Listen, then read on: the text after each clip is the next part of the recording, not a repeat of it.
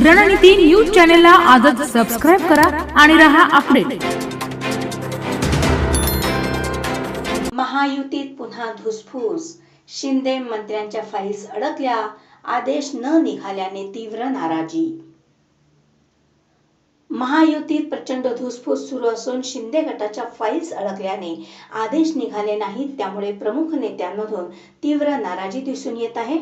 मंत्री उदय सामंत यांनी तर सरकारच्या कारभाराबाबत नाराजी बोलून दाखवली आहे।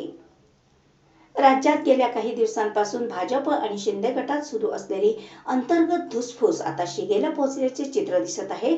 नव्या सरकारमधील मंत्र्यांचे स्वीय सहाय्यक अर्थात पीए आणि विशेष कार्यकारी अधिकारी नेमण्याच्या मुद्द्यावरून सध्या शिवसेनेचे मंत्री प्रचंड नाराज असल्याची माहिती समोर आली आहे।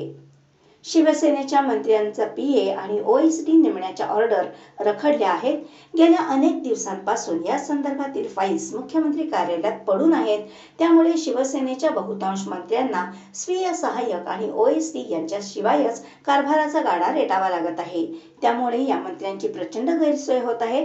अनेकदा मागे लागूनही हा प्रश्न सुटलेला नाही, त्यामुळे शिवसेनेचे मंत्री मुख्यमंत्री कार्यालयावर नाराज असल्याची माहिती समोर आली आहे।